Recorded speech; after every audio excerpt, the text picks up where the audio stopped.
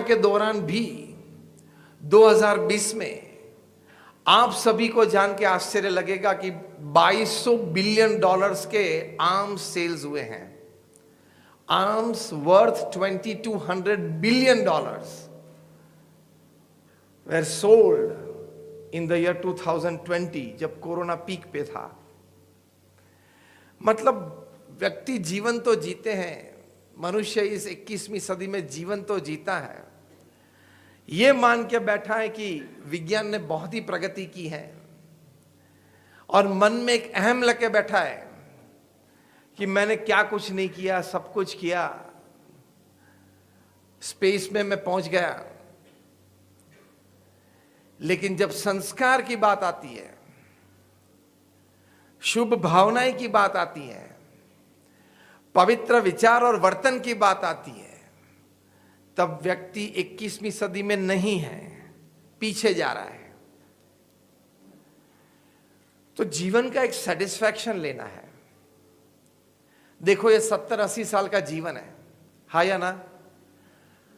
पहले तो मुझे ये प्रश्न पूछना है कि are you picking up everything, the language Hindi, you are comfortable, all of you? Fine.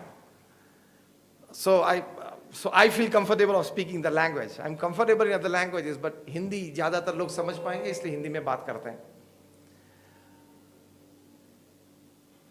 तो ये 70-80 साल का जीवन है, 5-10 plus minus with the grace of God. इस पृथ्वी पे रोज 24 घंटे में 1.5 लाख लोग चले जाते हैं। 86,400 सेकेंड्स में 1.5 लाख लोग इस पृथ्वी पे से चले जाते हैं। मतलब हर 2 सेकंड में 3 लोग इस पृथ्वी पे से चले जाते हैं। हमने प्रवचन की शुरुआत की 15 मिनट हुई, 900 सेकंड हुई, 1200 लोग इस पृथ्वी पे से चले गए। शायद जितने यहां बैठे हैं इतने इस पृथ्वी पे से चले गए। अगर भगवान की इच्छा हुई और कुदरत ने यह क्रम चलाया कि कल का पूरा पिकअप गैब्रोन से ले, तो if the whole pickup of 1.5 lakh people God decides to put the focus on Gebron, silver headed लोग चिंतित हो जाएंगे भाई। इसके पीछे कहने का एक ही विचार है कि ये 70-80 साल का जीवन है, कल पूरा हो सकता है, क्योंकि इस 1.5 लाख लोग जो रोज पृथ्वी पे से चले जाते हैं, इनमें से 4,000 लोग तो सुबह में आंख ही नहीं खोलते। 4,000 people they pass in their sleep. आज सुबह हमारी आंखें खोली, भगवान की कृपा, हाँ या ना? He did not make us in the bracket of 4,000. सोचना समझना वो अति आवश्यक बनता है।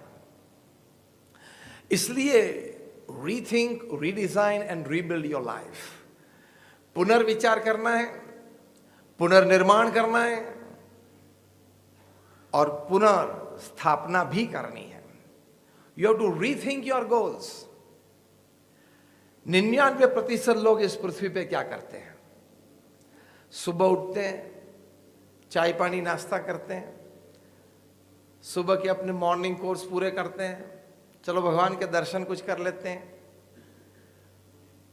थोड़े न्यूज़ ले लेते हैं, सुबह सुबह में न्यूज़पेपर पढ़ लेते हैं, भागते हैं जॉब पे, बिजनेस पे, 8-10 घंटा वहाँ काम करते हैं, शाम को वापस आते हैं, परिवार के साथ थोड़ा बैठते हैं, कुछ न्यूज़पेपर मैगजीन पढ़ लेते हैं, टीवी थोड़ा देख लेते हैं, 2 मित्रों के साथ कुछ गपशप कर लेते हैं, कुछ व्यसन हो तो वो भी कर लेते हैं, और सुबह से शाम का व्यसन बहुत भारी होता है। सुबह का व्यसन से in comparison to your morning addiction, the evening addiction is heavier. समझ गए ना आप? वो कुछ कर लेते हैं, रात को सो जाते हैं, सुबह में उठ जाते हैं, फिर से काम पे चढ़ जाते हैं। 99% of the people live this life. अगर इतना ही करना है तो this is no better than animal life. It is dog life, donkey life and cat life.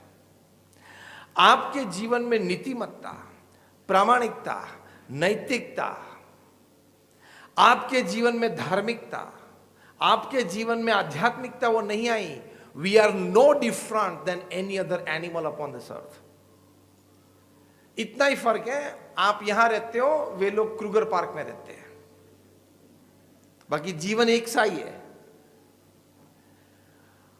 अगर हम मनुष्य के लिए मनुष्य की तरह जीवन जीना चाहते हैं तो ये सभी बातें उस जीवन में आती है, और इस बातों को नजरअंदाज किया और इस बातों पे गौर नहीं किया तो जीवन पूर्ण कभी नहीं बन सकता है।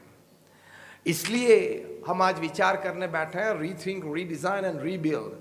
अब पुनर्विचार करें, अपने जीवन का पुनर्निर्माण करें और पुनर्स्थापना अपने जीवन की करें। तो प्रथम विचार क्या करना है? When you want to rethink our lives at our workplace, तो प्रथम विचार यह करना है कि मैं जो भी काम करूंगा वो नीतिमत्ता से, प्रामाणिकता से, अन्य को मदद रूप होने की भावना से करूंगा। हाँ, पैसा आप कमाएं, दिक्कत नहीं है, आप संसारी या गृहस्थ हैं, पैसे चाहिए, परिवार को समृद्ध करना है, परिवार को सुखी करना है, बच्चों को भविष्य बड़ा अच्छा देना है, तो धंधा पानी अच्छा चलाएं, पैसे भी अच्छे कमाएं आप, वो जरूरी है। लेकिन उसमें नीतिमत्ता और प्रामाणिकता अगर नहीं रही तो प्रथम शायद कोई दिन तकलीफ आ सकती है। दूसरी बात, आपके अंतर में शांति नहीं रहेगी। तीसरी बात, जब आप अंत समय में होंगे तब आपका कॉन्साइंस, आपका अंतःकरण आपको सोने नहीं देगा कि मैंने ये झूठ के पैसे कमाए हैं, मैंने किसी को दगा दिया है, मैंने सरकार का टैक्स ठीक तरह से नहीं भरा है, ये बड़ा पाप अब मेरे पास है, ये इसका मैं फैसला कैसे करूं, इसका हिसाब मैं कैसे करूं? You will regret. How many of you feel that I don't want to regret at the end of my life? Just raise your hands properly. आप में से कितने लोग ये मानते हो कि जीवन के अंत में किसी भी प्रकार का अफसोस नहीं होना चाहिए? हम सभी ये मानते हैं। तो इसमें प्रथम बात ये आती है, नीतिमत्ता, प्रामाणिकता, नैतिकता, धार्मिकता, आध्यात्मिकता हमारे जीवन में होनी चाहिए। इसके लिए विचार करके हमने अगर निश्चय किया तो ये सुख और शांति का मार्ग है, ये सुरक्षित मार्ग है। आप जिस प्रांत में रहते हो उस प्रांत की सिक्योरिटी अच्छी है तो आपको रहने का आनंद आता है कि नहीं? कि यहां सिक्योरिटी, लॉ एंड ऑर्डर अच्छे हैं तो आप आनंद में रह सकते हो,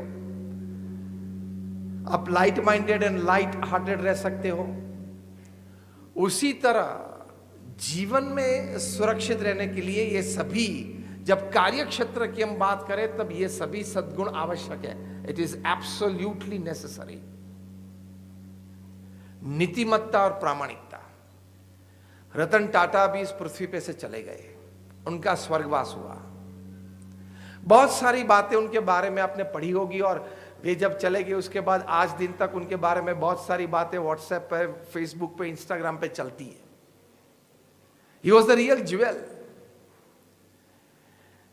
उन्होंने धंधा किया, पैसे भी कमाए, लेकिन उनके जीवन में, उनके हृदय में एक ही भावना थी कि ये लोगों की वजह से, मैंने तो एक एंटरप्राइज चालू किया लेकिन लोग मेरे साथ जुड़े इसलिए मैं पैसे कमा पाया। तो ये पैसे के ज्यादा हकदार लोग हैं। कितना लॉफ्टी विचार है, इसके पीछे कितनी नैतिकता और मोरालिटी चाहिए, इसके पीछे कितनी नैतिकता और मोरालिटीज चाहिए। You would be surprised to know that 66% of the shares of Tata Sons, the flagship company, underneath there are 80 companies.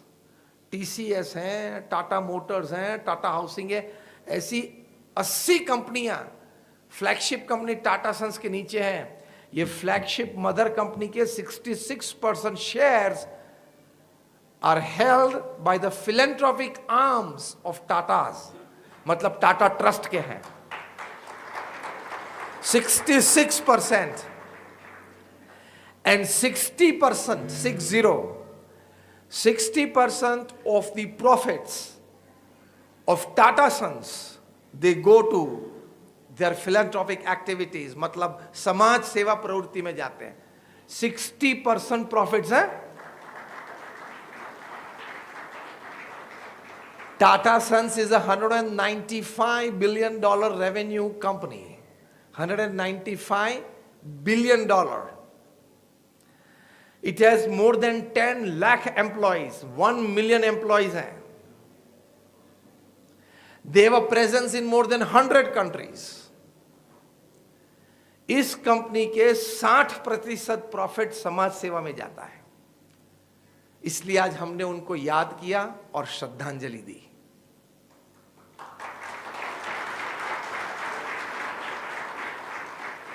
मैं नहीं कहता हूं कि आप ये करें, लेकिन इससे जरूर प्रेरणा तो लेनी है कि इससे थोड़ा कम, चलो ज्यादा भी कम, लेकिन कुछ तो हम कर सकते हैं.